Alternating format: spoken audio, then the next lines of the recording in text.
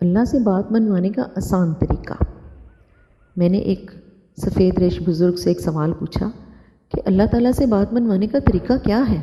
وہ مسکرائے، قبلہ رو ہوئے، پاؤں لپیٹے، رانیں طے کی، اپنے جسم کا سارا بوجھ رانوں پر شفٹ کیا اور مجھ سے پوچھا، تمہیں اللہ سے کیا چاہیے؟ ہم دونوں اس وقت جنگل میں بیٹھے تھے، حبس اور گرمی کا موسم تھا، سانس تک لینا مشکل تھا۔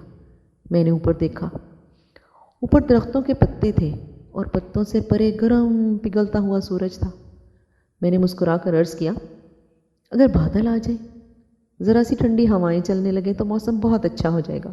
وہ ہنسے اور آہستہ سے بولے، لو دیکھو۔ وہ اس کے بعد بیٹھے بیٹھے رکوع میں جھکے اور پنجابی زبان میں دعا کرنے لگے، اللہ جی کاکے کی دعا قبول کر لے، اللہ جی ہماری دعائیں سن لے۔ وہ دعا کرتے جاتے تھے اور روتے جاتے تھے۔ پہلے ان کی پلکیں گیلی ہوئیں، پھر ان کے منہ سے سسکیوں کی آوازیں آئیں، پھر ان کی آنکھیں چھم چھم برسنے لگیں۔ وہ بری طرح رو رہے تھے۔ میں ان کی حالت دیکھ کر پریشان ہو گیا۔ میں نے زندگی میں بے شمار لوگوں کو روتے ہوئے دیکھا ہے، لیکن ان کا رونا عجیب تھا۔ وہ ایک خاص ردم میں رو رہے تھے، منہ سے سسکی نکلتی تھی، پھر آنکھیں برستی تھیں، اور پھر اللہ جی ہماری سن لے کر راگ الاپتے تھے۔ میں پریشانی، استعجاب اور خوف سے ملے جلے تاثرات کے ساتھ انہیں دیکھ رہا تھا۔ وہ دعا کرتے جاتے تھے، روتے جاتے تھے اور پھر سسکیاں بھرتے جاتے تھے۔ میں نے پھر وہاں ایک عجیب منظر دیکھا۔ مجھے ٹھنڈی ہوا محسوس ہوئی، آسمان پر اس طرح گرم سورج چمک رہا تھا، لیکن جنگل کی ہوا میں خنکی بڑھتی جا رہی تھی۔ میری پیشانی، سر اور گردن کا پسینہ خشک ہو گیا، میرے سینے اور کمر پر رینگتے ہوئے قطرے بھی غائب ہو گئے۔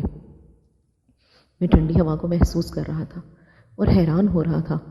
میرے دیکھتے ہی دیکھتے پتوں نے تالیاں بجانی شروع کر دیں، شاخیں ایک دوسرے کے ساتھ الجھنے لگیں، پودے ہوا کی موسیقی پر ناچنے لگے، اور پھر بادل کا ایک ٹکڑا کہیں سے آیا اور سورج اور ہمارے سر کے درمیان تن کر ٹھہر گیا۔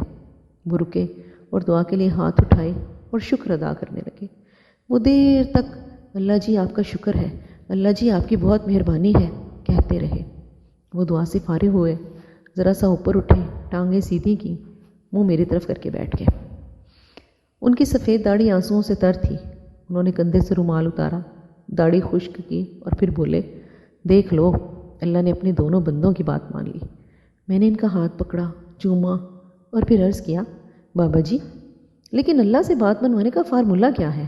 اللہ کب، کیسے اور کیا کیا مانتا ہے؟ وہ مسکرائے، شہادت کی دونوں انگلیاں آنکھوں پر رکھیں اور پھر بولے، یہ دونوں آنکھیں فارمولہ ہے۔ میں خاموشی سے ان کی طرف دیکھتا رہا۔ وہ بولے، میں نے یہ فارمولہ اپنی ماں سے سیکھا ہے۔ میں بچپن میں جب اپنی کوئی بات منوانا چاہتا تھا تو میں رونے لگ جاتا تھا۔ ماں سے میرا رونا برداشت نہیں ہوتا تھا۔ وہ تڑپ اٹھتی تھی اور مجھے گود میں بھی اٹھا لیتی تھی، مجھے چومتی بھی تھی، میری آنکھیں بھی صاف کرتی تھی اور میری خواہشات، میری ضرورت بھی پوری کرتی تھی۔ میں ماں کی اس کمزوری کا جی بھر کے فائدہ اٹھاتا تھا۔ میں رو رو کر اس سے اپنی پسند کے کھانے بھی بنواتا تھا، اس سے نئے کپڑے اور نئے جوتے بھی لیتا تھا اور کھیلنے کے لیے باہر بھی چلا جاتا تھا۔